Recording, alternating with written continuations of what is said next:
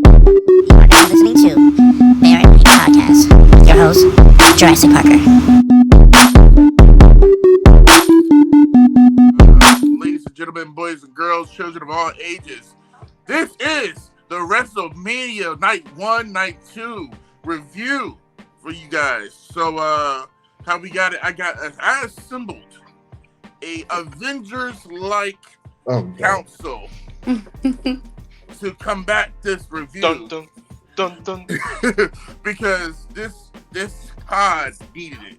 So we may do just, depending on how this goes, it may just be one one episode for night one, or we have to cut it to do a whole other episode for night two. That'd be but good. It's gonna be great. It's gonna be fun. So without further ado, let me just get the people in here that's on the show today. We got, you know what, I'm gonna start ladies first. Oh, thank you. Let me get Trish Bay up in here. Hi. She's new to the show, new to the fam. Okay. We got Mr. Geek Squire himself, Brian. Okay. All right. And we got the Geeko man himself, John. Mr. John Cena lover. Okay, wait. Before we go any further, bro, if He did look good. John looked great. If he ever watches this podcast, that Big fan show. comb over gotta go. Oh, agreed. That comb over. Yeah, I wasn't feeling that neither. I don't know what's That comb over. that. I don't see. This is the thing I don't understand. For so much money a person can have, I mean, you can get like Rogaine. there's That people great with thing. less, swirly thing he got going. there's people with less money that's going out to like Bangladesh or whatever to get get something done. Plugs. At least a hair plug, bro. Like, damn. Man, Yeah, something. it's. I mean, those lights. We love you, Cena. Go. Because Greatest of all time. what is it? What's that movie? Sticky Right. Nikki or Right. whatever. Nikki Stelinki or Yeah, Stelinki or I didn't see something no. like that. I didn't see no ball spot in that movie. That was great. That was movie magic right there. Bro, like It big was. fan, but bro, John, you gotta work on Yeah. that hair, bro. It's That's the all. So- next me too. So let me just start off by saying today was a fun, weird day for everybody, I guess, because we had the solar eclipse going Full on. eclipse. And Also, it was clouds. yes, so my thing is, I knew this was going to happen with this group today, and I was excited. But I also almost forgot about the eclipse, and then I woke up and I realized I had like 6 minutes of silence outside. And I realized a couple things in a quick instant. My geek brain went there. So the first thing was, did I get superpowers? Because there was an eclipse last time. They said, oh, all black people's gonna get superpowers. And I thought maybe we missed a year. So I'm like, oh, is this gonna be it? I didn't feel no difference. Nothing. Okay, then after that, I was like, maybe that whole particle accelerator thing that came off that they was talking about. Not Barry Allen. I was thinking, is this the moment? Did it blow up? Are we gonna be? Am I a mutant or something? I mean, Am I considering- inhuman? Whatever. Considering we had an earthquake and then the following week we had You see, I was just saying. I thought I was gonna get some Yeah. superpowers. Somehow, someone, even a supervillain. I said that. I don't care. Or then I thought of the movie Night of the Comet, and I thought maybe because of 6 minutes, for 6 minutes I didn't hear anything outside. I thought everybody turned to dust. So I was like, am I the last person on Earth? Is it just me out here? No, And then I heard everyone a was car kind go of just, by, and I was like, oh no, that's over with. no, everyone was kind of just glasses on. Yeah, I thought everybody was dust outside. I was like, see, it was a good thing that I go outside. But no, I heard a car and I was like, damn, no superpowers. Everybody's not no dust. I'm not the last man on Earth. Damn. Okay. It reminds me of that episode of The Simpsons where like Homer's in that bunker just eating whatever rations was there, and then the place got nuked and he's outside. Oh, your boy was gonna go to like hit up every store and just ransack the place. I thought everybody was. I was like, hey, who's gonna stop me? Nah, But- it's gonna sound real suspect. I'm going straight to the Dodge dealership and stealing a Charger. I know how that sounds. I know how I look. I'm I also get stealing a Subaru. I Like, get it. don't get it twisted. I'm Like- taking both. No, Nah, if you seen the movie, the TV show Last Man on Earth, I just take a Yes. tour bus. I steal a tour bus. You can get a whole Oh, bit wait of a big minute. tour bus thing. nobody's watching the Porsche dealership. Yeah, Mm, you know, I thought it was just see, gonna I be me out here. would, but like, I want a Subaru more. So I mean, those SUVs, bro. I don't give it unless it's a 911 GT3 or GT2 RS. I don't care. oh, here we go. I forgot when I talk cars in front of Yes. Brian. Yes, It's a But- thing for him. So we getting off topic. yeah. We getting off topic. This is So- WrestleMania. Night one. Well, actually, before night one, this whole weekend was great. Yes. They crammed so much into this weekend. Even though I was not there, I felt like I was there. If that makes sense.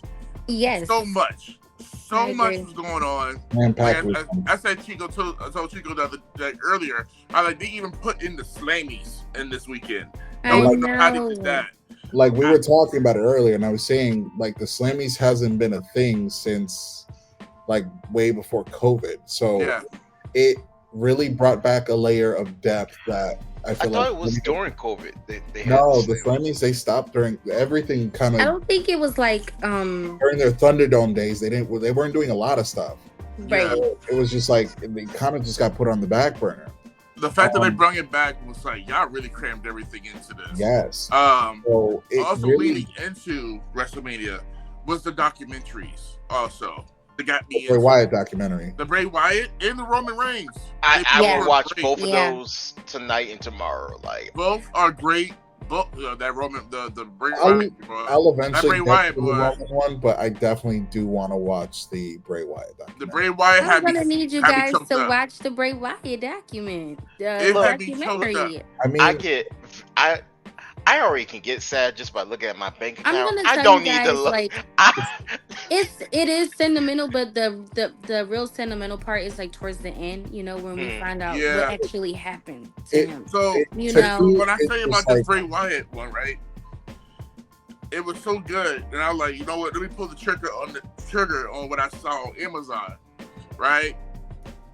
Because I've done the Bray Wyatt cosplay and stuff, and I was Phenomenal. like, oh, they got this on Amazon. Because I already got the mask off Amazon. It's great. It's not the same WWE one, but it's still great in its own way, and it's like it's good. So they have the belt. I thought it was gonna be good. Oh, I got the Fiend belt, y'all. I thought it was gonna be like the big belt, but it's a That- miniature No. one. it's so tiny. It's so tiny. It is so tiny. You can make that face mask.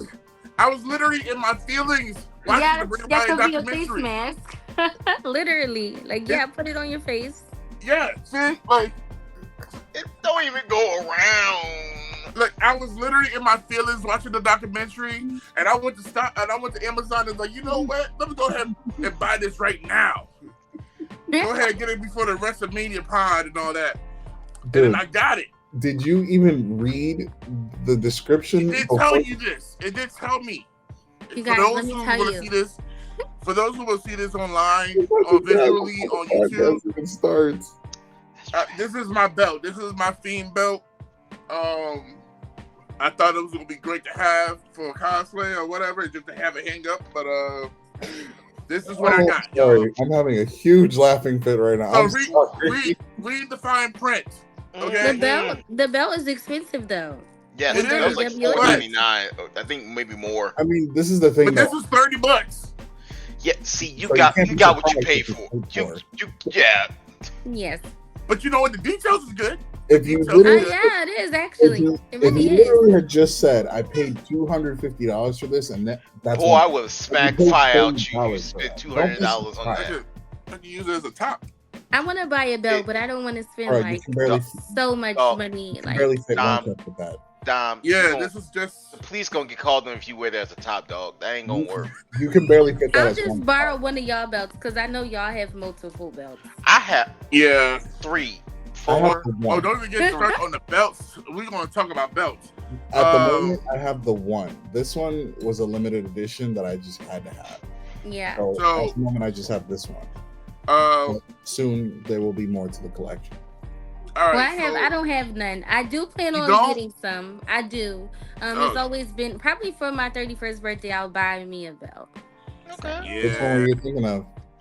I want like- probably do the SmackDown Women's Championship belt. Okay. I like the SmackDown Women's Championship belt. What do you think about the female the girls what is it The World Continental? Championship or the WWE Championship? The North American title The North for American NXT. title. Oh, I'm really excited for that. Like, I think they should do that like on every brand, you know? Like, we need A more women's US, a women's Intercontinental. right. We need more titles, title belts on the women, you know? Yeah. It's not But fair. you know There's what? so many women talent on the brands, just like, you know, the 2 titles and everybody's trying to fight for them. And then well, the other 2 titles, the tag titles, but you know, Them shit's a curse. But you know, this is a great segue to night 1 with Rhea Ripley versus Becky Lynch for the Raw World's Women's Championship. Love that I segue. tried. I was trying. You saw what I was trying to do. The Women's World Championship?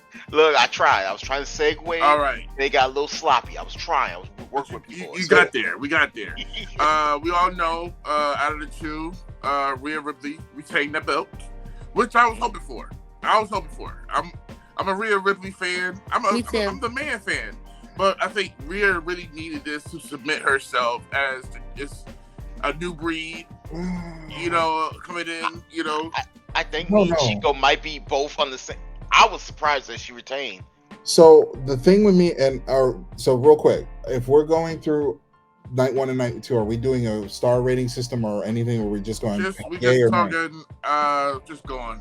Okay. You know. So I feel like it had a great story, and like I feel like they could have went a little bit further and put Becky over, especially considering the fact that after all the last couple weeks of her going through tables matches, last woman standing matches, all this stuff, and then for her to come up short at Mania, especially like this girl is just behind the scenes, kind of just hanging out with the Judgment Day, and then like I don't know, like I just feel like Becky could have used the push a lot more than Rhea did, because yeah, absolutely, because it's like if you're literally it's the same thing. Like let's go back to when they put Brock over after he beat the Undertaker, and then we're in SummerSlam, and then the way that he beat Cena in that landslide, and Cena said this so in an interview, it's like it's not my night. We have to put him over because he just. And then we're going to have a 50-50 match? That doesn't make sense. It needs to be domination personified. So do you really think that the guy who just ended the streak is just going to barely beat Cena in a match? So I feel like a lot of that storytelling and build up for Becky got sold short and just kind of cut at the knees. I hear what you're saying. I think the match itself was definitely solid, especially finding out that she had strep and 102 fever. So this is her flu game pretty much. So I think the fact that she still was able to perform at that level made, because if you notice, like twice she did the leg drop, she was holding on to that rope for dear life. I know she was she was miserable. Yeah. And kudos to her, because I've had many a fever. I don't want to do a damn thing. And strep throat is not fun either. So the fact that she still went out,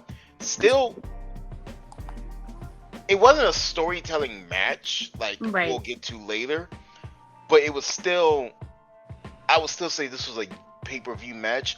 Now, is it the greatest women's match of all time? No, Mhm. it had moments. It had. I felt if it went, Agreed. if Becky was 100%, if it went longer, I think it could have gotten there. But I mean, even circumstances happen. It's a solid match. Still a solid match. I mean, I even would if give it a B. I'll give it a solid B for anything.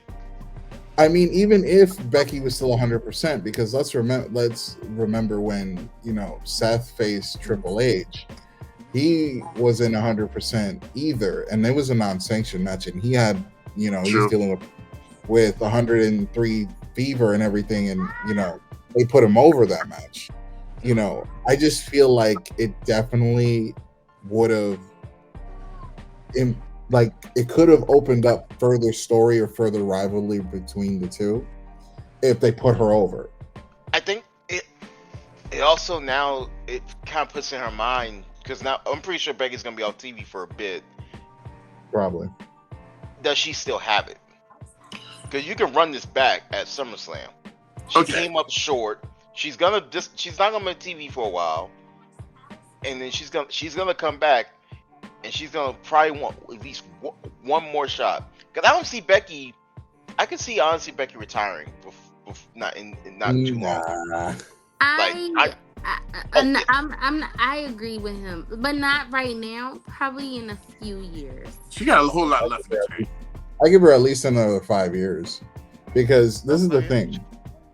Yeah, I mean, because look at right now, she's multiple time women's champion, multiple time world champion, and she's got one tag team match or one tag team championship, and she's I think with Charlotte. No, she has a tag team title with Lita. Yeah, Lita's straight She's vanished. a one-time tag team champion, and I think at least a 4-time world champion, if I'm correct. She the inaugural SmackDown champion, beat Charlotte for it again. The Raw, She's the United champion. the Raw and United SmackDown, which World won Champion. WrestleMania. So that's 4 right there. Mhm. Beat Bianca. So that's 5. Won the NXT, so 6. So I would say she's a 6. I would say 6. So six-time world champion and one-time tag team champion. She's won a Royal Rumble. She has not won Money in the Bank yet. She's won an Elimination Chamber. She hasn't won Money in the Bank yet. Ooh. Or a Queen of the Ring yet. She hasn't won Money in the Bank yet? No. She could do one of those as a comeback. You're thinking about when she dropped the title to Asuka while she was pregnant. Right. Yes. That's what you're thinking of. Yeah. And that technically, but that was the thing. That wasn't supposed to be a thing until Becky pitched it. And actually, that was a pretty dope moment. Yes. I live on Like, forever. you go off to be a champion, I'm gonna go off to be a mother. I fucking cried. Asuka's reaction was real to that. That was all real. Tears. I was ugly crying. I'm like, this is the most beautiful thing I ever seen in my life. First thing that came to mind, I'm like, Seth, you dog. But then it was like, okay, so you go do your thing, and now it's like, okay, well, let's just, she's Money in the Bank, just drop it to her. It makes sense. But segueing back, I definitely think that it was a great match, and I'm gonna give it the same grade that I'm gonna give it a B also. For me, I'm gonna give it a B as well. I wasn't a fan of Rhea Ripley for a while. She grew on me. I'm not gonna lie to you guys, but to be honest, I did want her to win this match. I do feel like it is her time. So mommy ended up on top for you too. Yes, she did. Mommy's always on She top. did. Mommy is There are definitely children always present. on top, yes. But no, and then I like her style. It reminds me of China so much, like her dominance, her presence in the ring. I'm a fan of her, like a big fan of hers now. Rhea Ripley is No offense to China. Oh yeah, that too, Victoria. They're both in the mix. Both for me. What's crazy is that I Rhea's didn't not even even think about 30 Victoria. yet. I didn't even think about Victoria. She's literally entering her prime. So yeah, she's 29, I think. 26, I think. 26, yeah, she's Yeah, still she's young. young. She's still Yeah. young. She started Yeah. at 18, 17, 18. I thought she was like literally when she started in NXT, she was 24. No, I She was think like she's 26. 21. She's young. She's younger than Real me. young. What the Real heck? young. Real young. Makes us feel real old. It was just I that's why it was such a know. big deal. That's why it was such a big deal when she had that match against Charlotte at WrestleMania in 2020. Like Well. she was so young. Oh. That's why it was such a big deal at the time, and her coming up to the main roster and stuff like that. Like, Right. she was a high Yeah, I prospect. remember that. The thing that I'm glad, though, the thing that I'm really glad about though is that she didn't fall to the wayside like how a lot of superstars do when they get moved up. Well, you know who Right. thinks of that, right? Hmm? Edge, Judgment Day. She was almost Right. there. Even Damian Priest was saying it like at his at the conference. He's like, Right. 2 years ago, he didn't think he was going to be here. Like the whole point of Judgment Day was to bring people who could, like, you're not using, that has promise and everything They come else, together. and bring them to this situation where they are at now, literally. Mhm. And Now look at him. 2 world and look at champions. it, it worked. It actually worked because real, like, she had her match against Charlotte, and then she was Lost. just kind of floundering, and they put her in a tag team with Liv Morgan, and that wasn't going nowhere. And then after that, she wasn't doing anything. Right. And because one thing they had about her is that she didn't have a character. Like, she was good, but she just didn't have anything. I feel like she did have a character she could have had a lot of potential with. Yeah, she But had then you potential, kind but of they made were her a talking about her lot darker. character. Like, she didn't have her being able to talk with the mic and everything. But she got into Judgment Day, and it changed everything. Her look changed. The way Right. she talked changed. The way she moved in the Right. ring. The way she even And gets. you know what? You know you can also thank for that? Dominic Mysterio. Yeah. Them two are like legit best friends off camera. So when you add him to it, oh, like it brought all of that chemistry, all of that, like, It all worked. And then It also you does, got to but see a I leader just don't- in both her and the Damian Priest. You know, It does, but I just feel like they shouldn't have tried to push the whole dumb dating deal, especially considering the fact that she's with Buddy Matthews. It's like, well, right now we all know they're not really together, but it's Obviously. funny because we all look at we okay, all yeah, have our Dominic- work husbands and our real husbands. Yeah, Right. yeah, but it's funny because Dominic Mysterio is Prison Mike. You know, like, we joke with the whole thing. We know he ain't real. You know, it's just Right. like her little buddy. Come on now, we all know. segueing off of that, how did you guys feel about the tag team ladder match? Ooh, so So, wait. I'm gonna let you go. I give this match, because of the talent that was in this match, I'm not gonna give it. I'll give it a B plus. And the reason why I say a B plus was just the fact that we saw a lot of tag team talent, and now where we were saying before, and I think we didn't talk about it on the podcast, but we've talked. Me and Dom have talked, like, in general, and I feel like one of the things that was dying out was the tag team division. And this match kind of just reignited and highlighted the tag team talent that is not only on Raw, that is also on SmackDown. But the thing that I'm really glad about was how they were able to disband the Unified Tag Team Championship in such a unique way that works and sets the bar for new storylines to continue forward Yes. after WrestleMania. Because I'm not gonna lie, I did not want to see these guys I didn't want to see the Judgment Day retain Neither did Damian Priest. Right. I didn't either. WrestleMania. It's like, come on, really? Like, you have a chance to break up the championship so they can go back to Raw and SmackDown, and you're not gonna do that. And I will say this now. Finally, they gave fucking R-Truth his flowers and gave him an actual singles championship that was not the 24/7 title. Because that tag team I was hoping would win either the SmackDown championship or the Raw champ. Either way to pick the championships. I'm glad that Awesome Truth is now. And can I say, R-Truth was crying on the top of the ladder. So it kind of touched me. So I was very happy for him. It was so funny because it's like this dude has his slapstick comedy is so on point that it's extremely funny. Like the fact that he went out of his way to like do the whole attitude adjustment, the whole John Cena bit, and then the whole hot tag. Like, oh my god! But then it's just like even better. Like Miz is the serious one. He's like, you know what? I'm just gonna roll with this, like him just being him, and make this work out in my favor. And the fact that they won the Raw Tag Team Championships was extremely funny. Let me get my pointers up with this.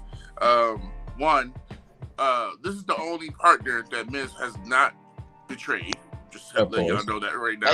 Of all the partners he's had, yes. But then again, it's R-Truth. I don't think he'll realize if he was or not. He'll probably still think he's gonna tag with him. Two, I love R-Truth, and every time I see him, it brings me back to being a kid and watching him as Kate Quick. You know, and just him coming out and just being, different and just showing up and just know how to wrestle and kill it. And also being the person that got me into watching TNA wrestling. Yes. When it was AEW. I mean, no, when it was NWA TNA. Yeah.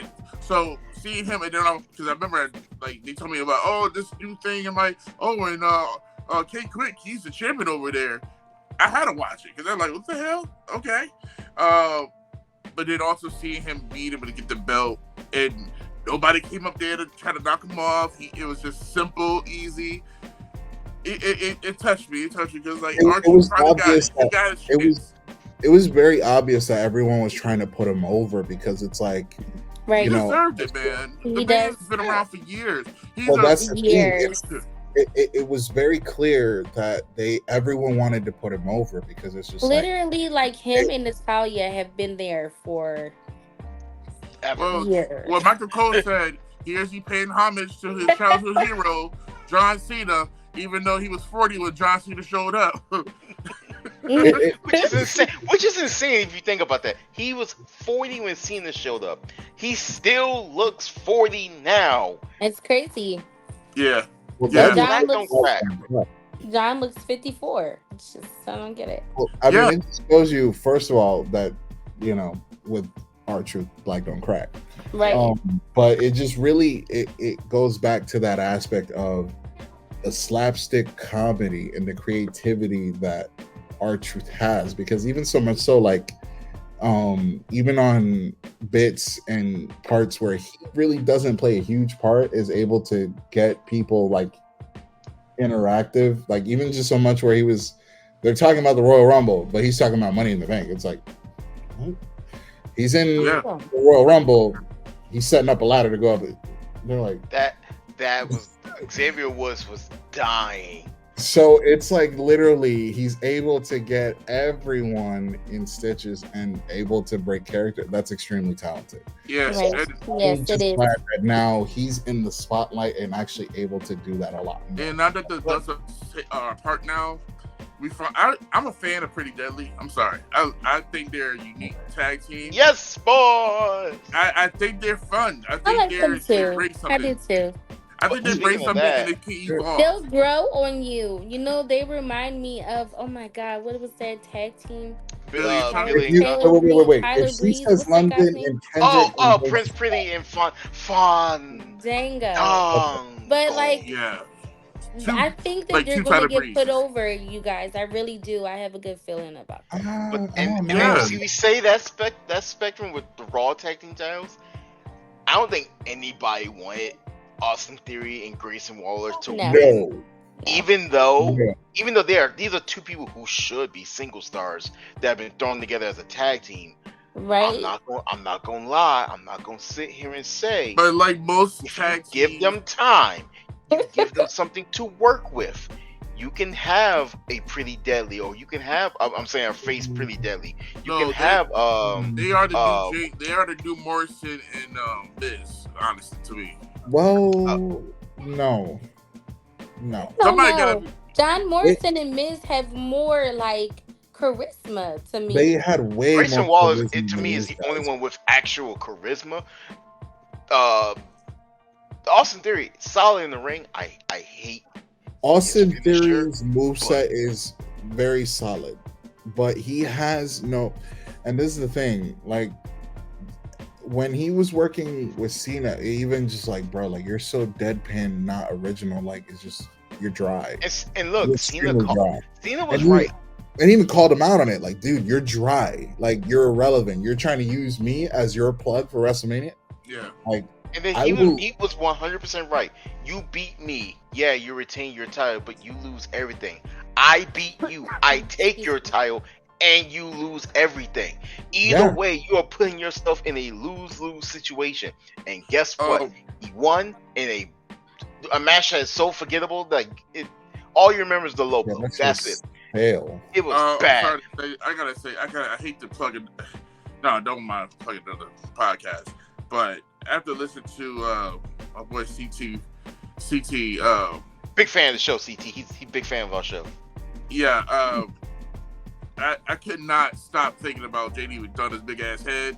Stop. and when he showed up, when he pulled off that ladder, that shit was when he showed up in the ladder match, and he got on top of that ladder, and all I could think was like, that boy gonna tip over. When he fell off that ladder, I was dying. That boy got a big old head. That's a big head. Dude, I was laughing. Got more head than you got body. No, because this dude literally tapped the first table and then just went through the whole one, but his head hit both times. I was like, God damn. That boy head was. He just reminded me of Spike Dudley all over again. You got double concussion. How you do that? Yeah, big head body boy. But I head body boy. Weird head body boy. Long head body boy. Stupid head body boy. All right, let's go over. All right, so we have Miz and Morrison. I mean, not Miz and Morrison. Austin Theory winning, and then we have Grayson Waller and what's his name? Austin Theory. Austin Theory. Right. They both won. They won their respective belts. So now we have more time for storylines that can just flourish in their own areas and stuff. I agree. Yeah. Which is good. They give us more time. More people can go after things. Have more goals. After that, we have Rey Mysterio and Andrade versus Dominic Mysterio and the Santos Escobar. I'm gonna keep it $150 with you. I don't know how this match came about because we already did Dom versus Rey, but they did a double crossbody off how he was on your shoulders and y'all both jumped, y'all put your bodies to the side and just if Santos Escobar does not win a championship before this year's over, I'm going to be pissed. This could have been a full easy pre-show match. Yes. But then when they switched out Dragon Lee for Andrade, why did you do the switch anyway? I who knows? It's much better with Andrade. I think that they're not doing pre-show matches anymore. Did you guys kind of notice that? Yeah, like for WrestleMania. Because I think they want to give everybody like their time on the main stage. Which is good. I honestly truly appreciate that. Yeah, but this could have been an easy pre-show match with the I know. card. I agree. I do agree. I didn't even really watch the match. I'm not going to lie to you guys. I watched the match. My thing was, and again, Geek is right. The revival of Lucha Libre in the WWE is on the rise, and you can see that with the revival of the LWO. You can see that with the fact that they're bringing Dragon Lee up to the main roster. You can see that Latino. And yes, let's establish the fact that yes, I am Latino because you decided to point that out. No, not you. I'm talking what Dominic said to what's his name because he's I think what is he Filipino. Oh, I thought you were Joaquin Wild. Joaquin. See, I keep on want to call him Zema Ion from TNA, but that's how I know him. Zema Ion. I thought you were trying to point that out, but anyway. DJ Z on the ones and twos. Yeah. It was very, like, as far as moveset wise and the freshness of fighting and everything, it was great. But just in the aspect of how short it was, how dry it was to a degree. Right. It was 11 minutes. The match? Really? It was 11 minutes and 5 seconds. Wow. It felt longer. It felt a lot shorter. It did. It felt longer to me. So Don't Yeah. worry, look, it tied with the second shortest. It's tied with the second shortest match of the night, and then after that match, then we'll get to the shortest match of the night. Okay, so I will say with this match though, I was happy for everybody on that card just to be able to have a WrestleMania moment. Right. Because who would have thought? Because I was mad as hell for so long that what's his name? The two cousins. Angel and Adrian Garza and what's his name? Alberto. No, Yeah, Alberto. they're so good. I know who you're talking about. Yeah, their names are like the same. Yeah, like they're Humberto. Yeah. Like they are so good and talented, and like they were used a lot during the lockdown time, you know. Right. But They then were. just got like thrown away when everybody came back to TV. Yes. Well, that's and the then like put them problem. on And you know NXT what's crazy? and all that. Humberto can really wrestle. Yes. And I was Humberto really can waiting for go. his And he push. I really he was. came back. He bulked up. He got Bulked the up? abs out. I'm Yeah. like, Yeah. what? The problem is, and this is back to what we were saying before when we had 205 Live with the Cruiserweight division. A lot of that really great talent is falling into the wayside because at the time, we already know how Vince operates, and he likes big diesel ass dudes. But you know what? Wait, This- he already knows what This he, just showed us, right? and in the That words it's of a Big new era E, now. We in a new era now, baby. right? But in the words of Big E, the previous era was Yeah. Big mini men slapping me. Look at I don't Big care about your face. 5-star matches. I don't care about your work You rate. never heard All that I care phrase? about Big D No. man. 2 big men Oh, with big so, chests and you big gotta- muscles, there was bumping so meat. during the lockdown. I don't know if you remember, like during the lockdown, we had a lot of podcasts that the WWE was doing at the time, and the best one out at the time, especially, was the New Day the podcast. New Day Pod, and it was great. It was a great podcast, up and down. You can listen to it anytime. It's still up. It's still It's up. so good.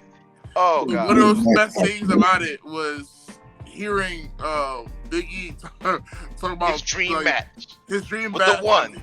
Him and The only. Goldberg. Goldberg. And he's always talking about two big meaty men slapping meats. And in the background, you can Big hear E. Vince McMahon. You can hear Vince I McMahon. don't know. but now you know what? Now that I think of it, you know what? Vince McMahon probably loves what he's doing.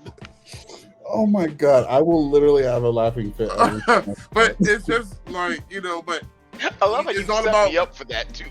But it's all about the big guys fighting each other and stuff. That was the whole thing. But the way Right. that Biggie say it is just hilarious. But yes, that's what Vince McMahon always liked, was the big guys wrestling. Right. So, But now so literally, Paul Levesque understands we can't always get those guys. That time is gone. A lot of those guys are not even here anymore. right. A lot of those guys back in the day was on stuff. Mm-hmm. So now we got to Including you, get Hunter. to what we have now. Right. So now we're literally, I think we're going to see a huge revival of the Lucha Libre division, the Cruiserweight division, and just literally we're going to get a lot of those really good matches that we used to not get because it's like we used to just see. I don't No. think we're gonna see a revival of Cruiserweight. I think if they're smart, we're not gonna call them Cruiserweights. We're gonna call them junior heavyweights. I think that I honestly think the term Cruiserweight has long since died. What about light heavyweight? I That could work. light heavyweight versus junior. Honestly, I can see light heavyweight because they've had light heavyweight title before back in the mid But then '90s. when Yeah. they brought when they did the whole merger thing, whatever, when they bought the company, Yeah. WCW, they just renamed it Cruiserweights. Right. Yeah, He took it over and there. in that time from like I guess I would say 2001 to 2000, Yeah. whenever Hornswoggle took the belt, was a prime cruiserweight division. Everyone had stories, you had characters. Yeah. And then we decided to give the belt to Hornswoggle and kill the entire division.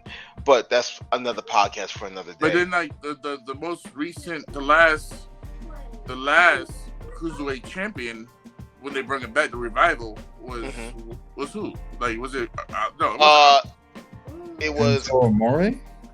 no, Enzo won it, but then they came up with that stupid rule that if anyone touched him, it was Pac. Pac Yeah. was the last. Oh, no, right. Enzo beat Pac for the belt because I remember that Raw after he was grandstanding. Pac beat the shit out of him and basically walked out the company that same night. Then the rest of the cruiserweights jumped Pac, Enzo, Jesus, jumped Enzo. Yeah. And because of the rule, he said, if anyone touches me, you'll never get a shot at this title again. Literally, you had almost 3 months of no one getting a cruiserweight title shot because everyone jumped him. And then you brought up, what's his name, Kalisto. He won the belt, lost the belt, back to Enzo. And then Enzo got into trouble, got fired, and then we had a cruiserweight tournament, which ended at WrestleMania 34 with Mustafa Ali versus Cedric Alexander in New Orleans, Louisiana, and have Cedric winning. Then Buddy Murphy won the belt off of him, and then the pandemic happened. Right. The last cruiserweight champion was, ironically enough, JD McDonough, who then lost it. They used it in NXT. It became an NXT belt. And he lost it to I think it was actually Santos Escobar. I think he might be the he was the final last cruiserweight champion. Escobar was the last one for the NXT. They redubbed it from WWE to NXT Cruiserweight at that time. Yeah. Right. And then that's when they started introducing the UK and everything else. Yeah, so Okay. He lost it to Kushida. So wait, who? Oh, that's a lot. Okay. Well, I feel like that's for another day. That's for another How day. did That's you a whole other guys? history. You know, that we done too much history of the Cruiserweight belt. How do you guys feel so- about the Uso Civil War match? So I'm glad you brought that up. I'm so glad you I'm gonna brought let that y'all go up. first. Trace, what you want to say? Everyone I have talked to have all been shitting on this match, saying it was the worst match of the weekend. I'm not gonna sit here and say it was. It's not the greatest by no means. By no means. Why was there 17 super kicks? Why? I personally think it was too many. But then I thought about it. I actually took a step back and went, these are two brothers. They've literally said it in almost every one of their promos. They know each other. I know how you think, Oos. So why wouldn't they use their exact same moveset on each other? No, it was not a storytelling match. As much as I would have wanted, as much as I was hoping for a storytelling match, I didn't get the story that I was expecting. Honestly, I agree. I was about to say the same thing. And the reason I agree, I'm all silent because I'm gonna let y'all go first. I agree, but I feel like they could have taken over night one and did some really dope shit. And they could have. And think about back to during COVID, because I watched this match, and I said this to Dom, and I feel like this was one of the greatest matches during COVID, and it was Randy Orton versus Edge, greatest wrestling match ever. You have two people that know each other extremely well, have had championships together, have traveled together, but literally had a full nitty-gritty, full-blown match where they're paying nods to previous and current day legends with their movesets. They could have told one hell of a story, but it's like he said, I literally saw a super kick every other move. I'm like, really? This is what we're gonna do? So we were excuse me, we were writing in my chat because in my group we do chats for like WrestleMania, Raw, SmackDown, whatever. And my one friend was like, "Watch this just be super kick, super kick, super kick," and I'm just like, "This is insane." But like I don't know if you guys like feel like this, but the build up, it just was like lackluster a little bit It to me. genuinely was. It was lackluster until the week before. Right. Actually, know what? Not even that. That promo they did before that match was the best promo they like the two Agreed. brothers. It was like, now I'm interested. Now you got me. I love the Agreed. fact that I actually playing the highlight of the match as I'm speaking. If y'all gonna listen to me, y'all could cut me a check. I'm just saying, cut me a check. Anyways, this match also went 11 minutes and 5 seconds. It went the exact same time as the tag match before it. So the only thing I will say is this: if they really wanted to throw this match over and make it better, because this is one thing that annoyed me, is the fact that Solo Sikoa is playing a part in different parts leading up to this match, but yet does not make a single appearance during this match. Right. It's like, why have him included in Jimmy messing with Jay's story when Solo's literally playing a part, but then doesn't fucking show up for the match? I mean, maybe there's a bigger picture because we do have SummerSlam coming up. We do have two more people that are signed from the Samoan family. Jacob Fatu. Signed. Technically, Tamatanga is not in the family. Right, yeah. He's not even a part of that bloodline. He's Right. his own. He has his own peoples. Right. Although Dom, you've been through something. I'm not liking it. Haku stayed with the Johnson family for a while when he first showed up to Right. America. So that's why I'm like, he's a part of their family too, low Yeah. key. Mhm. He's family without being family. Right. We got cousins and aunts that's not really related. That's not, that's me. Mhm. Yeah, so I mean it's the same. You're too silent right now while we're talking about this match. Oh, You're me? Silent. Yes. You're Okay. I was just let y'all go first about this match. So leading up to everything that we just talked about, I'm giving this match a D. I'm gonna be nice. I think this might be too generous, but it was a C+ to me. It was not the worst match I've ever seen. I have seen some bad matches. For me, I'm gonna do C+ as well. I'll say it definitely was the weakest match. Actually, a C+, a small plus. I will say this was better than the Lucha Tag match, only by like maybe 1%. Only because I was a little bit more invested in this than I was the story between Rey and Santos, to be honest. Right. But Stop. Overall, like they could have definitely did more. Now we are getting backlash. Could they run it back there? Possibly. But if we get this as a one and done, two brothers got to wrestle each other at WrestleMania. I can't get angry at that. Yeah, I guess. It continued the tradition. I will be nice and bump it to a C-. Because you guys are giving me a C, I will bump it to a C-. But I really feel like that could have been. All right, y'all finish or you're done. All right, go ahead. Say Let me chime in mine. my bloodline 2 cents in this. So the simple fact that even before all this happened, they even had an interview talking about their dream match would be to fight each other at WrestleMania, go against each other, and they got to do it. A lot of times they do that and it never happens. Like Cody and Dustin Goldust wanted to have a match against each other at WrestleMania, and they never got to do it. They ended up doing it at AEW, but their dream thing was WrestleMania, but it never got cleared. So now that you got the Usos, who had that unbelievable reign as the longest rated tag team champions, and then also just their work ethic from being the pre-show to being on the main show to being the main event. You know what I'm saying? Like they got on all those levels to actually getting a chance to be individuals for a little bit and then have their match on the main roster. I mean, in the biggest pay-per-view PLE of all. just by that, I give it an A+. Just because just to get to there. But the match itself. You are such a bloodline.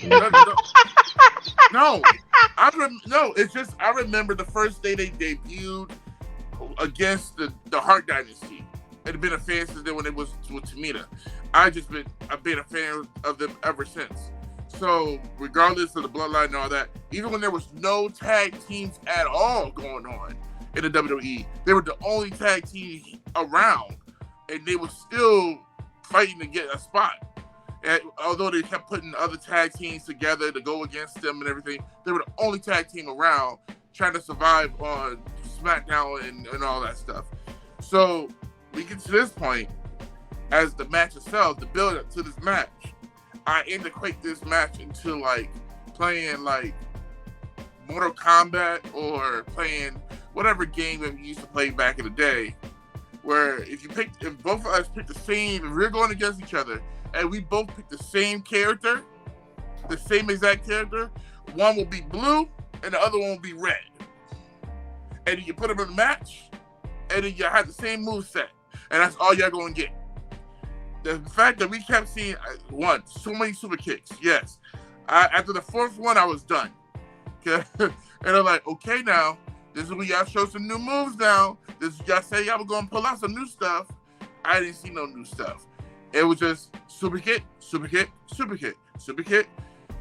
One thing I like about the other like the other Samoans and stuff, you have your Roman Reigns, you have The Rock, you have Rikishi, you have Umaga, you have even Solo Sikoa, you have Jacob Fatu, you have even he just starting Zilla Fatu. Zilla. Everybody they all have their movesets that's different from each other too much. They have homage moves, but they also have their own separate stuff to be a part. The Usos have exactly the same damn movesets. And I was hoping from this time that Jay has been on his own, that he would develop something different by this time. Have a new finisher. One thing I loved about the Hardy Boys, even though they are brothers, they have some moves that are the same, but they have a completely different moveset because one's a high flyer, the other one's a ground level wrestler. So that's why they differ a lot. So they can have a different impact on a person. But the Usos, they literally had the same moves. I was kind of really just upset because I'm like, I didn't see anything new. And I'm like, oh man. At that point, I was like, the match itself, I give it a C+.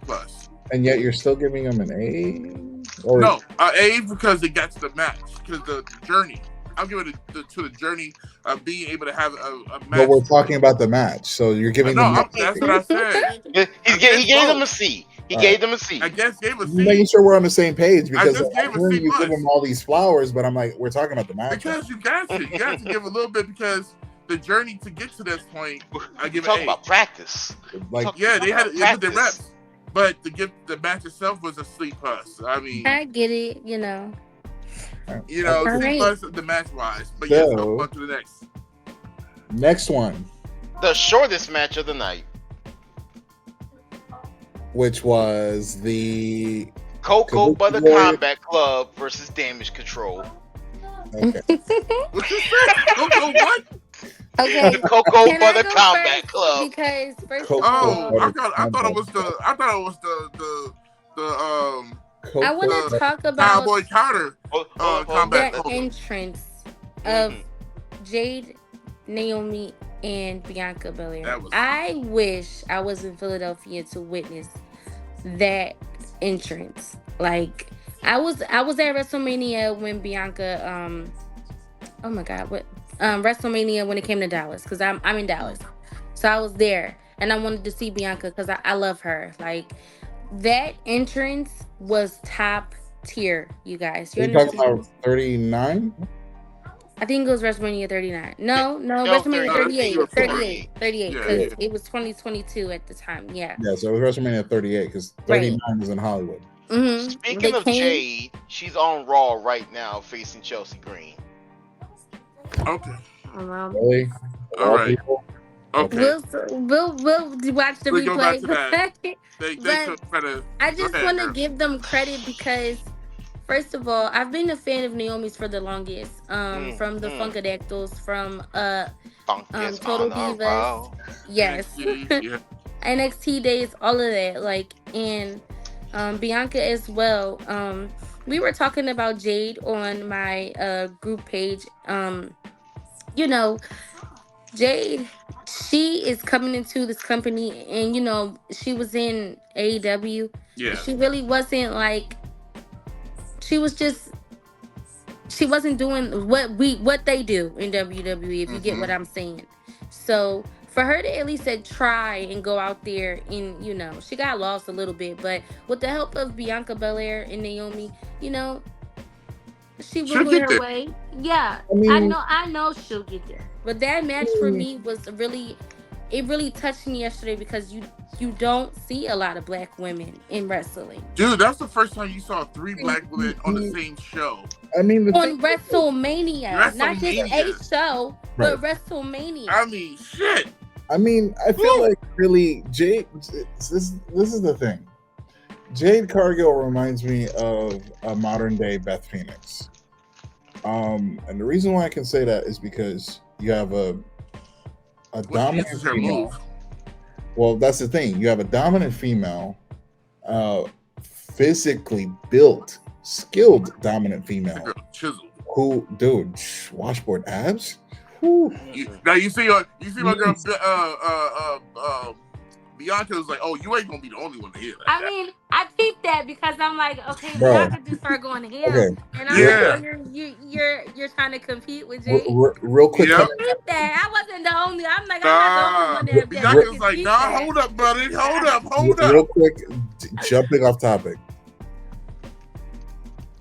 I got, dude, you loving WWE, Montez and Bianca. Yes, funny. God. I love that. Shit. I love loved that it. part while they're in the gym, and it's literally the Street Profits just chilling, and she decides to just lift weights. She's like, "I want to have a baby." Damn. Oh, okay. And just an FYI, you guys, don't never touch our hair. Okay, don't touch our hair. Don't touch the hair. Don't do it. The Did you hat. weave the damn hair into the bonnet? You know what though? You know what? I thought that was freaking genius. She should sell We do shit stuff like that. Black women do stuff like that. Yes, we do. But Okay? that was genius. I love that. She should make some money with that. I fucking lost it. They already have stuff like that, like half wigs and stuff like that. Like, trust me, we do stuff like that when we want to be lazy.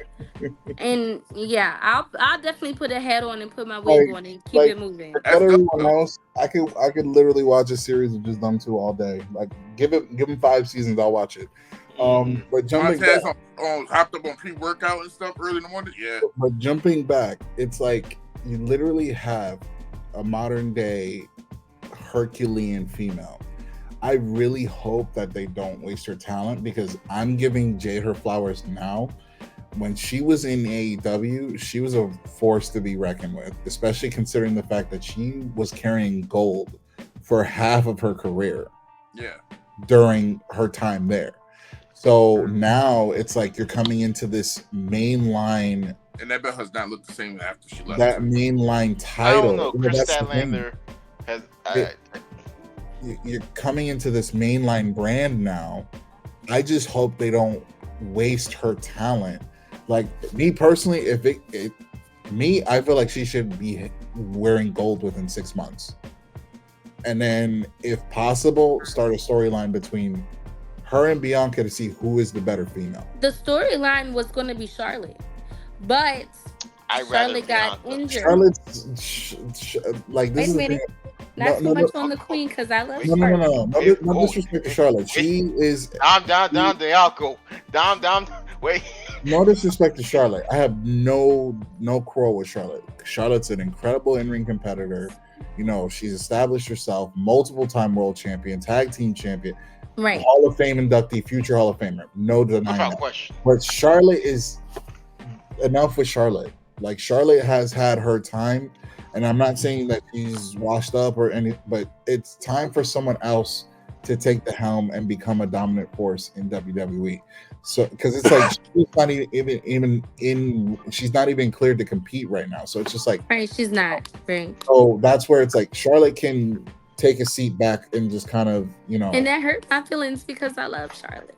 well, But that's the thing. It's like she's not cleared to compete right now. She's not on the main roster right now. She's, focus.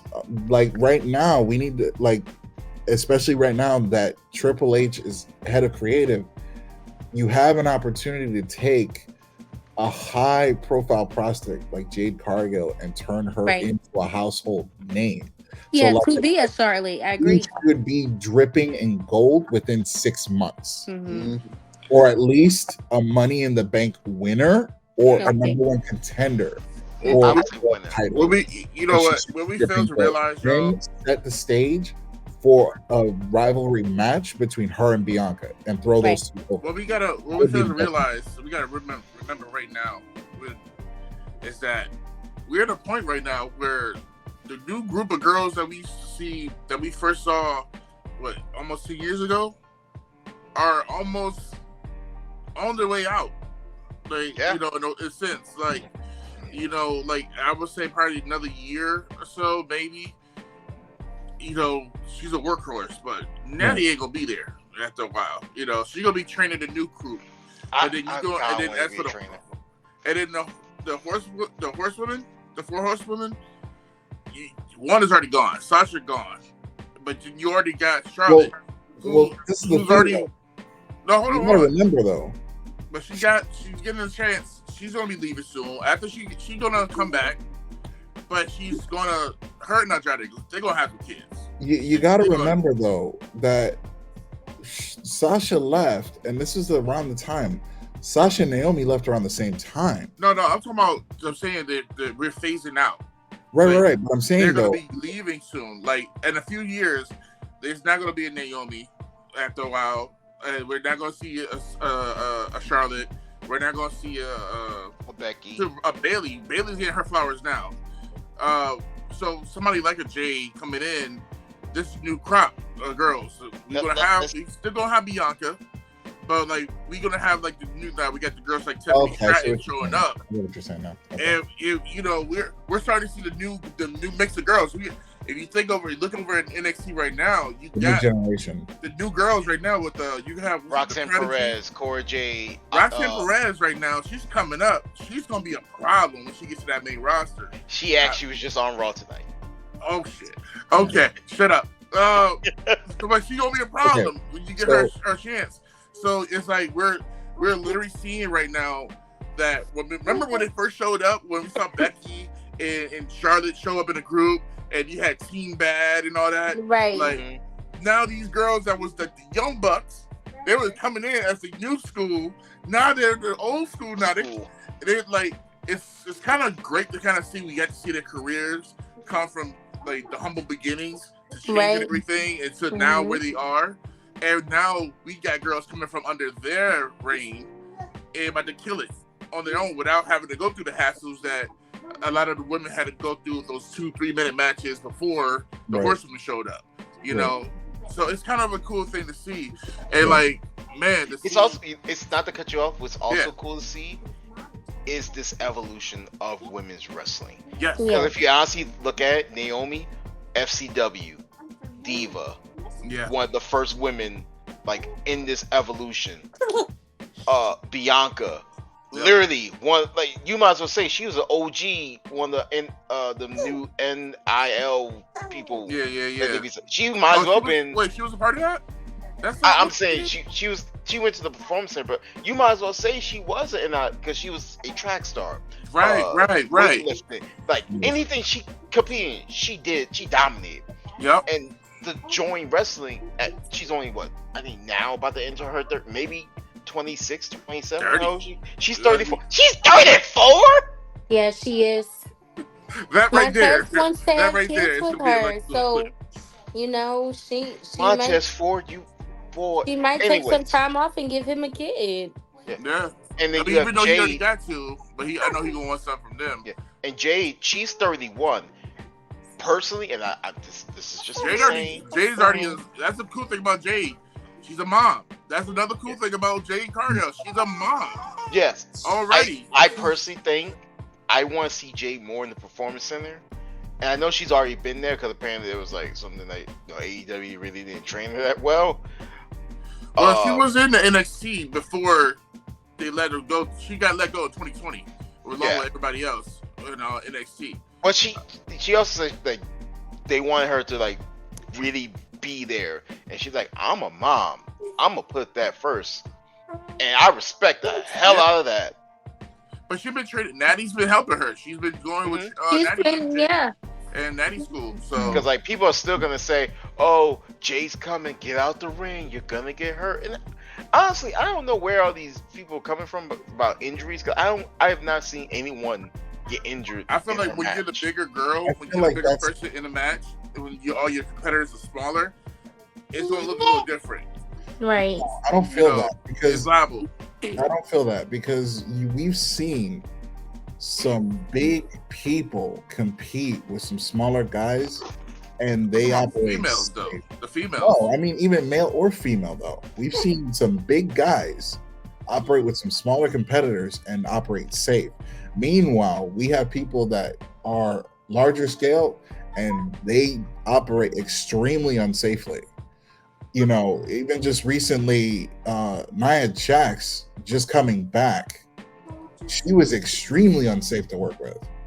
And he's gotten better. There have been interviews. Nia has gotten better. She has, but still, that doesn't change the fact that her just coming back and this whole unstoppable force bit that they're trying to push with her. In the beginning, she was still operating unsafe. Well, and people getting hurt. She's gonna get there. Now here's I want to bring that up actually because I think you said because she is a bigger girl. The only person because I went down the rabbit hole for that. The only person that like got legit hurt was Becky from that punch. Right. I looked at those matches. I looked back and all of the people she worked with worked the next week or worked the next day. So like, is it she's unsafe or the selling is just that good that it makes her look like she's dangerous? Oh wow! Now, granted, that's just my opinion. Since she's come back, you can tell her in-ring improvement is substantial. Like she's definitely improved. She's definitely improved, not just with in-ring on the promo, facial expressions, which we saw actually towards the end of her run before she left. She was actually getting better with selling and facial expressions. So now coming back, you know, get leaning out, you know, getting some muscle, you know, looking real good, looking very, very cocoa buttery, and coming back and still being that dominant woman, but no one's getting truly hurt. No one's on the injury list. Just because she was a bigger girl, and like I said, you could always say that with the guys, compare the guys with all that, but you have big guys and small guys fight all the time. Oh yeah. We never see Nia showing up and doing her thing. You never see somebody her size show up like in this day and age that look like her going against somebody like Io Shirai or whatever. Not Io Shirai, the Io other Sky. guy. Yeah. Asuka, Kairi Sane.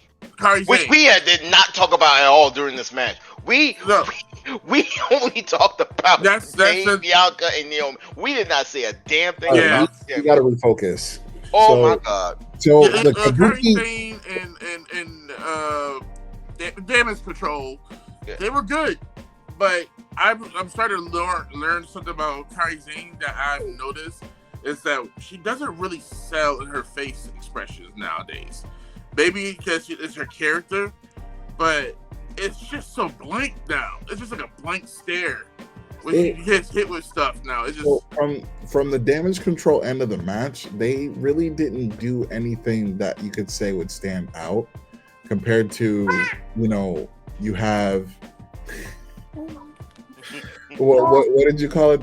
What was it? The Cocoa? The Cocoa Butter Combat Club. Okay.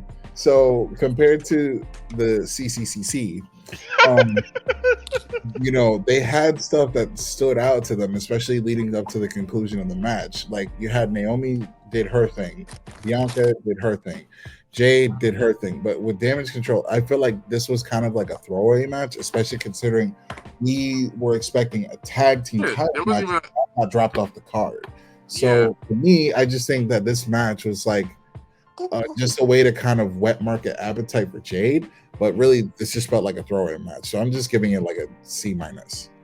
Yeah, other than the match, I really care about it. It's just the thing that I remembered so much about that match was the Cocoa Butter Combat Club. There was I played that intro so many times. I was at work. I showed some of my female coworkers. They're like, "Yo, I know you don't watch wrestling, but you gotta Bianca check this on out." the way down, just Like it was a I'm gonna badass give the entrance. match a B. Yeah. Yeah, B. Jay would get there. Bianca was always there. You know what? I will say Naomi. I just want Naomi. I want the WWE to recognize Naomi. They need to stop playing with her. Naomi was a fucking champion before she came back, and I feel like two-time SmackDown champion. They trying to play her. No, but right. I feel like she left. She just left. Oh my god! I thought I me personally, I'd rather her stayed in TNA because I feel like she's more recognized. She was getting herself better there. She got better there. So for her to come back, I feel like she's going back to how she was before in a way. Like, oh yeah, don't just negate that I was a champion before I came back here. Whatever, like just to negate the whole thing. Yeah. So now she's back. It's just like, oh yeah, remember me? I'm glowing. But you was just a champion. You was just a champ. Like I feel like so this is what I think needs to happen. And now I'm gonna You're not getting down. No. I feel like one of the things that I'm gonna modify what I said earlier. So in regards to Jade, so as I said, she needs to be in gold, but now it's where if Naomi plays her cards right, and I feel like she needs to. I feel like she needs to turn heel. I feel like she needs to turn heel and show that aggressive level. Like, let's say, for example, may he rest in peace. Shad Gaspard leading up to the end of his WWE run when he turned heel on JTG and wanted to be taken more seriously instead of a clown. I feel like she needs that rebrand, and maybe going heel would be better for her. So I'm agree with you. The main event picture, and if that happens, then if Jade does get gold or even becomes a contender, her turning heel would put her in that picture. I feel like Naomi she came back with the glow. I tried to be a fan of the glow. That shit was not going for me. It's just not really doing it for me. I like Naomi that was in TNA. The previous glow plug, I didn't like. This one, I didn't like either one. I thought it was right. nice. I thought the glow thing was nice when she was on Total Divas and she was trying to come up with something different and stick out. Right. But the Total Diva glow era, that was cute for her. But girl, like, you're older now and you already was out of the company. Like, you had another title. I don't understand why you don't want to switch things up for yourself. I personally would like a refresh of her Team Bad heel run. I'm a May. Right. That thing was fire. But like, I would love to see what the now. Now that there's three of them, I guess they might be trying to call themselves something like the big three. But Jade now is just. I was about to go straight Kendrick. Now Jade that's here now. It's just gonna turn to a Jade Cargill group. Can I say something? I'm sorry. Naomi has always had a problem being heel. If you ever watch Total Divas, she even said it. In Total Divas, like, she just had a problem with it. It took her so long to do that Team Bad heel turn. It took her so long. But I feel like she just need to watch her husband, girl. Like, hello, like. I mean, come on now. See, this is okay. So if we're gonna talk about, I'm gonna say this, and I've said this to Dom. Montez Ford is the modern day Shawn Michaels. Montez Ford has. I'm waiting for him to turn heel. I'm waiting. I can't wait. Me too. I can't wait till Montez turn heel. Oh my God, it's gonna be great. Montez Ford Me has too. all. Somebody the thumbs up to me. tools. Did it? Yeah, I just saw that. I don't know what that came from. Montez Ford has all the tools of the trade to be. I feel like now is the next Shawn Michaels. He just needs. He needs that outbreak moment, but he's in a great tag team. But I feel like once he gets that outbreak moment, he definitely needs singles gold. He I has agree. all the tools. I'm waiting for it. So speaking of gold, he's extremely Speaking- well versed in grappling and No, freestyle. don't tell us what's going on Raw. No, I'm not. No. I thought we were so segueing. speaking of gold, let's segue into the Intercontinental The match of Championship. the night. Sami Zayn Yes, versus I agree. Gunther for the I IC agree. Championship. Highlight match of the best match of the night. Surprisingly, Sami Zayn won. I was about to run through a wall. I only give it a B because I was hoping for Gable. I wanted Gable to be in this match. I did too. I did. Yeah. Give it. It should have been Okay, Gable. so in regards to leading up to the story, or just to actually, you know what? I'm gonna give the match its worth. I give it an A, just because of the simple fact that yes, it should have been Gable that should have been in the match, but the one thing that I will give them credit for in creative is the story leading up to Sami Zayn being It's in like the I got 2 weeks to make it work. So the fact that they actually inserted Gable into the equation and like, look, I'm not the one that's getting the match, you are, but I know how to beat this guy. Let me help you. Let me point you in the right direction. Because one thing that I did notice in the match with Gunther is Sammy's moveset had slight modifications and slight changes that weren't normal for him. Because one thing is, Sami Zayn's moveset is very high flyer and not very ground and pound grapple.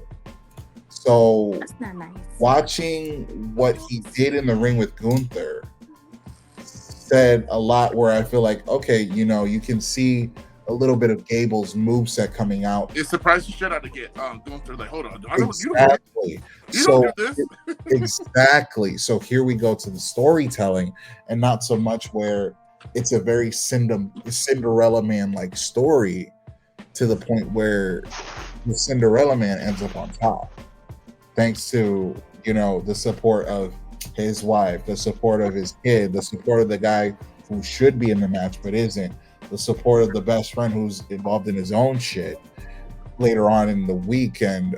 So I feel like all those elements played out to a point. And also, the great thing about this match, and even up to the finish, was great. So I give it an A. Best match of the night. I agree. I thought was going to happen, but it didn't. That's what made it so much better. Was nobody from Imperium showed up. Right. I love that Right. touch, and that's one of the things you can say at least about Yeah. Gunther's reign.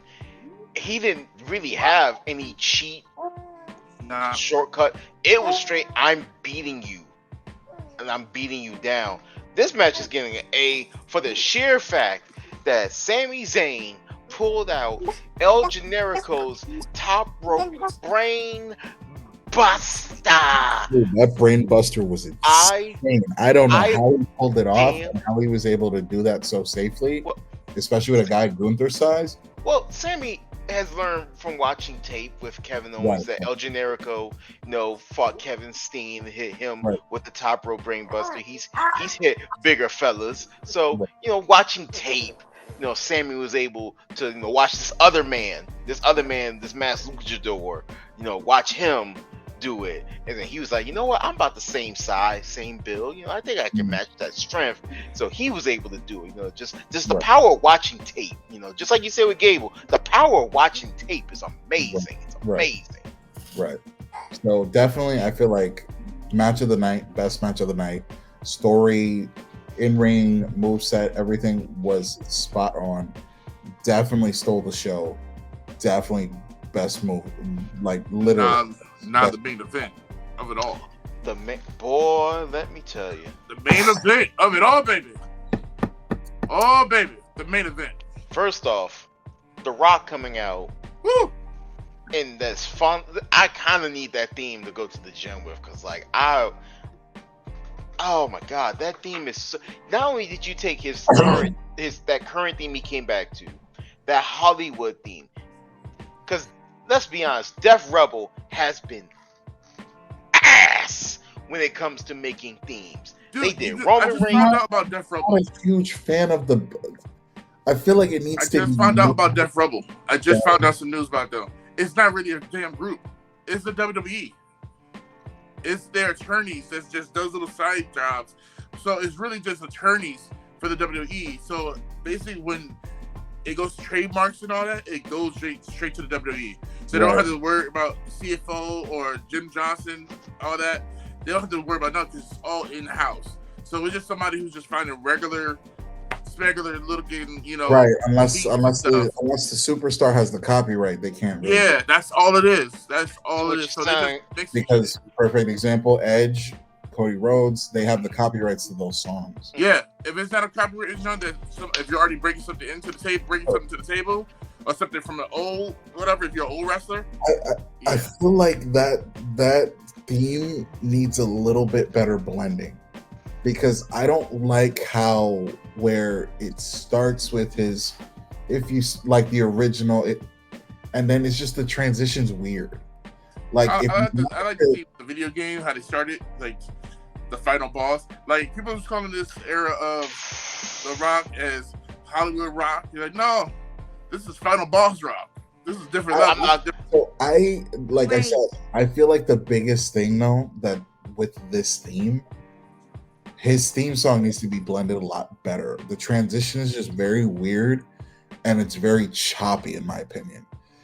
Like if it was blended slightly better, like if you had it, once the drum beats and then you have that first part, if you're able to blend it a lot better where it transitions a little bit smoother into Hollywood version, then fine. But it's just like that whole like out of a 90s end boss 90 whole build up that's not working. In my opinion, it's not working. I was fine with it, but all I know is I don't really care for Dwayne. I'm like Cena. I don't really like Dwayne. The Rock, however, this rock right here, pimping. This rock right here, pimping. This rock right here, pimping. Look at your neck. Oh, this is some of his best fucking work. This guy is spot on. So one thing that I will say is with Triple H holding creative now and The Rock being the way that he is, it really opened the door where we're seeing that's where I'm saying, and like I was saying earlier, I'm officially calling this the Triple H era, not the Triple H era. The PG era is dead. We're transitioning now to the Triple H era, where we're gonna see a lot more grit. Can't wait for those shirts to pop out. Like we're seeing a lot more grit and a lot more nods to the Attitude Era. With the same event of what's going to Netflix, they got to up the game. Yeah. They got to up it now. Well, that's the thing. Because of the way The Rock is, I like how leading up to leading up to WrestleMania, the story got so much more intense, especially the night of Raw where we're watching him literally beat the living crap out of Cody Rhodes on live TV. Plus, actually, one more thing that I will say, the foreshadowing was extremely dope in that episode, especially watching where you see Cena and you see Stone Cold in the background. So it's like, oh, wait, are we going to see them like later on? The Easter egg, just like we saw them, he paused the toy. We were like, bitch, what we doing? Basically. So it's like literally you're seeing those little tidbits of information, but the biggest thing that we have not seen on live programming in a long time, unless you're watching pay-per-view, is someone bleeding on live TV. Yeah, that hasn't been a thing in like how long? Since the PG era started. It has So, happened by by accidentally, accident, but but never like. intentionally, how it was, we have not seen that. Can we talk about how The Rock showed up looking like a character out of Tekken? Bull. I look. We He were looked watching. straight out of Tekken. He looked I'm just like, like if Eddie. he- He looked like he stole Eddie Gordo's outfit. I was about to say, if this motherfucker wrestles in bell-bottom pants, I thought he was. I'm finna flame, and then he This- ripped them this shits one looked off, like he and it was literally the stole red. Eddie It Gordo's was the outfit. black and red. I'm like, oh wait, we hooping tonight. He Are we literally hooping? looked like he stole Eddie Gordo's outfit right out of his dressing room. And just, Sorry about that, guys. Like, you good? That's cool. Like, so yes, you have The Rock showing up in his interest, looking like Eddie Guerrero for Tekken. Loved the outfit, loved it. But not only that, dude, that you have the championship new belt. official belt, Yo, the People's Yes, Championship I belt. love that belt. that It belt's is clean. gorgeous. They honestly, Yes. I don't want them to put that in the shop. I want that to be just his belt. No. No. But this is a fan theory that this is low key an introduction that's the introduction to that belt to be on the main roster for another belt for other people to go for. Why? Because Why? it's a People's Championship belt. Like, think about it. That Why might not? as well just be another 24/7 or. No, Like- But this could be competed against for everybody. Well, let's just say something first of all. But it could be prestigious. You don't gotta make it a 24/7. Let's just Like, say that this was- first of all. The 24/7 belt was garbage. Yeah. Agreed. It was. If you wanted to bring back an all around the clock championship, bring back the hardcore championship. Matter of fact, no, not even that. That 24 championship belt Wait. Hear me was out. made for the USA channel No, but because hear they me out. wanted another belt. Right, but hear me out though. Hear me out. If we really wanted to bring back a belt that's defended, bring back the hardcore championship, because then we can have gritty hardcore matches anywhere at any time. And even if you want to make a new crusted, busted up, all gold belt, okay, go ahead. Like, that would have been a lot more than this 24/7 bullshit. Like, And you know what? Let's I be can real. see Let's that before happening. we bury it. R-Truth, Drake Maverick, and Tozawa made that belt fun at least. And But scripts. if it wasn't them, that no one cared about that belt. no, I can see that I just want to at happening least give them their flowers for I that. agree. with I Raw agree. moving to Netflix. I can see them bringing back that championship, the hardcore, It could work. because we'll be on Netflix now. Yeah, I don't know. We already have with Raw. We have Cody with the world title. You have the Intercontinental title with Sammy. The I tag got- Maybe, I Cody's guess- on maybe SmackDown that'll be now. a Cody's title on that they SmackDown now. split between the brands. Well, the draft Maybe is that'll in be 3 weeks. They something just that they announced split. that we're getting a draft so in 3 weeks. let's literally break it down. You have the Intercontinental Championship, Mhm. the WWE Undisputed title, Mhm. the Raw Tag Team Championships, the Women's World Heavyweight Championship. You have 4 championships on Raw. SmackDown, The the SmackDown Tag Team titles, the US Championship. mhm. Wait a minute, but the World Heavyweight Championship is now on Raw, or is it on SmackDown? That's the No, There is a it's on draft. SmackDown. There's a draft, but So, so right now, the Raw has every- 5 But championships. still, he would And- still be on SmackDown. Well, that's the thing, though. Wait, but Aubrey? McIntyre's on Raw. No, because Cody has that belt, has Roman's belt now. So that is that stablement over on SmackDown. Right, but he's still signed with Raw. But I'm saying, but he will have to be over But there like, though. but like Still that champion. Squire says, the draft's in 3 weeks, so he might have to switch over anyway. I mean, he's gonna have to because he can't have both Right. champions. And even- Both things. So, Like- so literally, if they are switching to Netflix, they would probably have to have something to fill the time, because you're not going to defend those titles all the time. You're going to need something that's going to be able to, fill the void in certain moments. And that's where the People's Championship comes in. That's what I'm saying. Give I that. could see that, And look but at it. that's It's so a pretty. hardcore title. It's such a pretty belt. It's so It cutting. It is a gorgeous It belt. is, but It I is a still gorgeous belt. think that a hardcore championship would go a lot better. I than- mean, do we really need hardcore championship these day and age though? Do we? Yeah. Is it the same? It's not the. if we're trying to bring back the grit and the Do you have to though? Do we have to have that belt to do the grit? well, that's the thing though. I mean, why not? Because you can do that How with many any belt. no. Let me ask you something.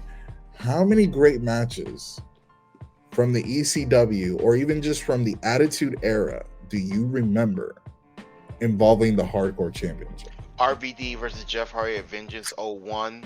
Love you for mentioning that one because I was literally about to say that. Thank you. All right. Well, Love you. Jey Uso's the number one contender For what? for Cody's belt or the. I don't know. He's the number one contender, but Raw's about to go off there. What the hell has just happened? CM Punk just caused Drew. What is going on? Oh, wait, tell me on this right now. Wait. Tell me on this right now. Before we go further, I have to say this. That bit. I'm not. Oh, we're not talking about my. Not that. No. Don't go there yet. No. Don't go Okay. there. That's part Okay. 2. All right. That's night 2. So The Rock and the Roman Reigns defeat Cody Rhodes and Seth Rollins. Okay. One thing about Seth Rollins that I love his interest, and it shows to me both him and Becky was doing way too much before these matches, before this night, because if you look at it, they are definitely made for each other because they've been fighting over and over again when it should have been resting before these big title matches. I know their fashion designer They're tired. is stressed the fuck out for Seth and Becky because they're like, hey, I have a concept. That poor person is like, bitch, if you what is it? I saw these shower curtains the other day. What does that have to Seth do? Rollins is so weird. I love it though. I love it. Dude, That man, I promise you, he heard that song. Drip too hard, don't stand too close, and we'll fuck around and drown off this wave. He's like, I took that personally. I personally feel like the whole Seth freaking Rollins plug is a little bit much at this point. I'm not saying that it's a great plug, but it's just Homeboy's outfits are just like. But that's just him. I like it. It's just flamboyant and all that stuff is great. But I love how everybody had a nice outfit. Everybody was coming in like ready to impress. Yes. And then Roman Reigns show up like, yeah, fuck all that. He's like, I got new Jordans on. Y'all. Well, I was just about to say, I will give him credit. His new kicks are pretty dope. They're actually pretty dope. The Air Romans, those are dope.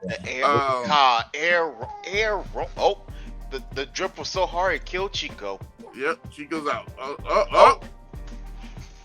Bitch, you ain't catching me. Did we say something wrong? You ain't catching me. My bad. Coming back. Okay.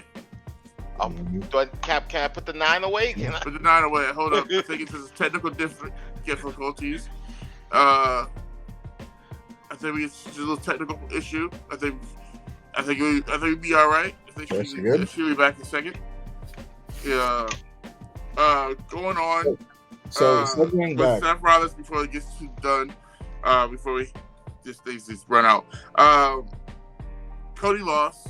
Seth Rollins lost. Wait. The back and forth. He hit that rock bottom. He just. Yeah. Just like, oh. Damn. Oh no, we lost her. Oh. I give them. Hopefully she's coming back. Hold on. Go ahead. I give the match a solid. I give the match a B+. Especially considering. Actually, no. You know what? I'm so sorry. It's okay. I take that back. I give it an A- just because of the fact that the match was lengthy. The fact that it went a step further and went outside of the ring. The Rock took it one step further, and basically the fact that they were like not bleeping out certain stuff.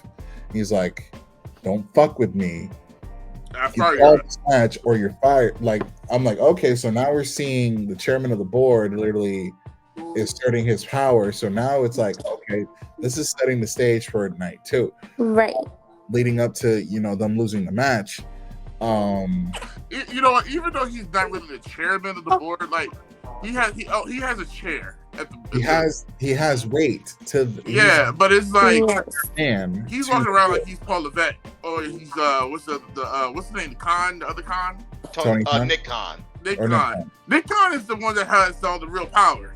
You know. Well, I mean, but this is the thing, though. We need to remember one thing.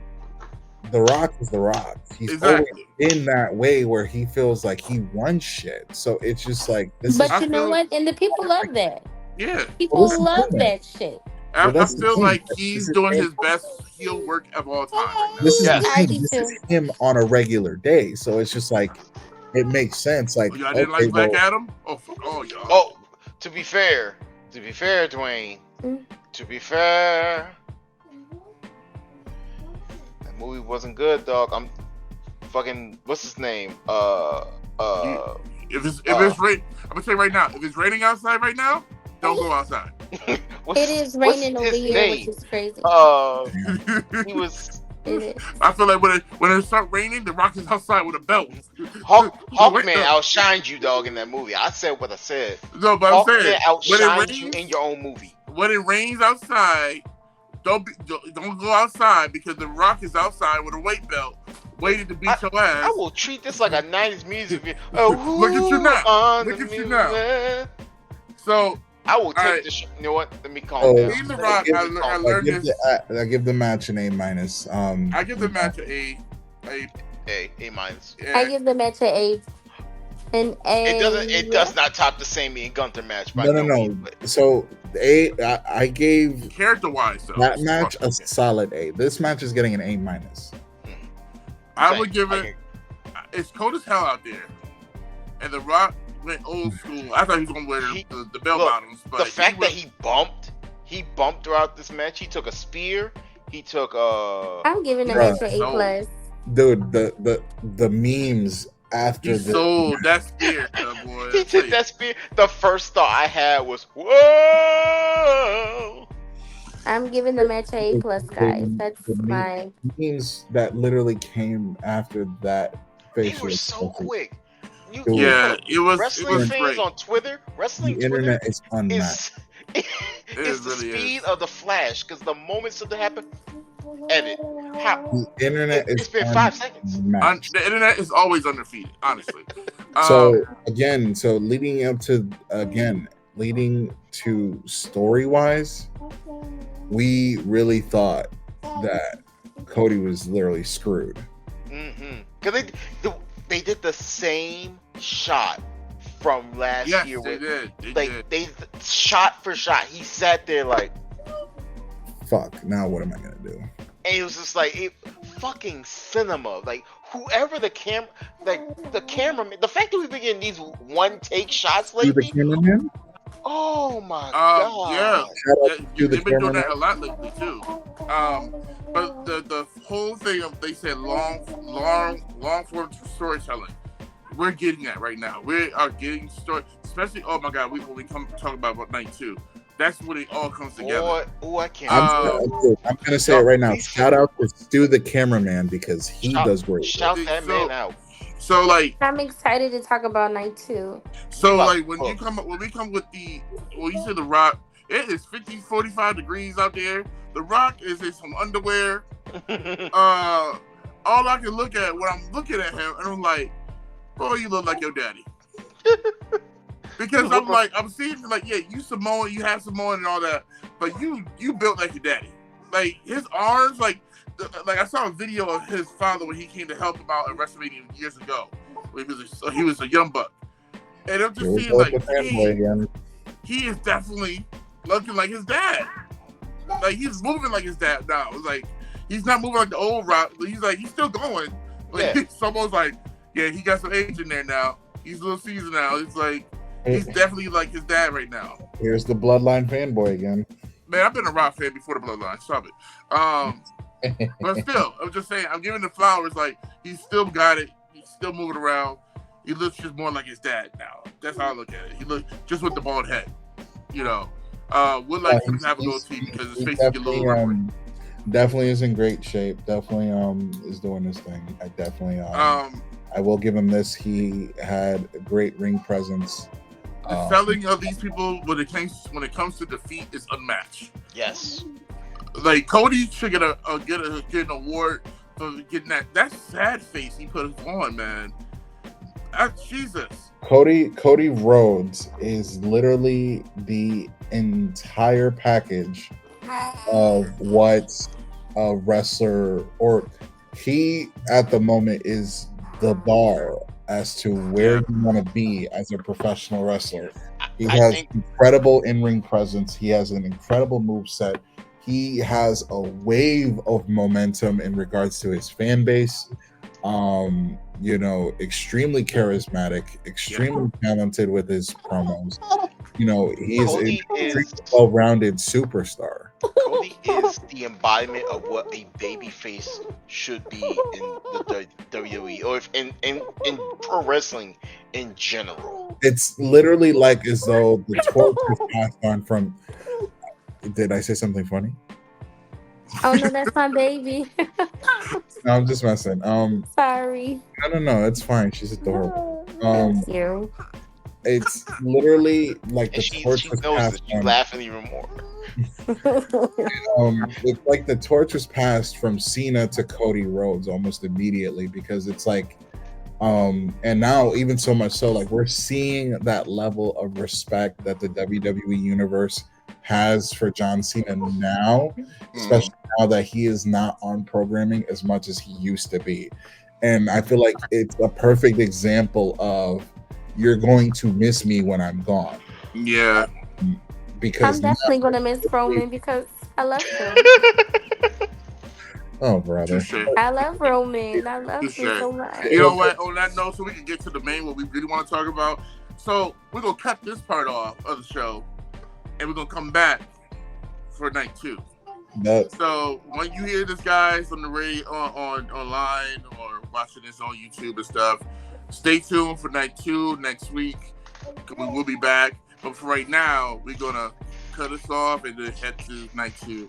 So, I just want to say thank you for having me on y'all's show. I enjoyed talking to you guys, getting to know you guys. I'm so sorry about the noise in my background. It's all right. Look, the baby fell. Yeah, it's she's all fine good. though. I would love to come and talk about night 2 with you guys. If you guys would love for me to come back and talk. We're about to do that right now. We're about to get that right now. Get that done out the way because it's gonna be fast. But we gonna hit the end record so we get that out the way. Okay, well let me. Matter of fact, we'll do that right now. Thank you guys for watching. This is BearatNight Podcast. Remember, bear it all, be yourself. This is Tris. This is Geek Squire, Mr. Brian, and we got Chico in the building. This is BearatNight Podcast. See you guys next week. Peace.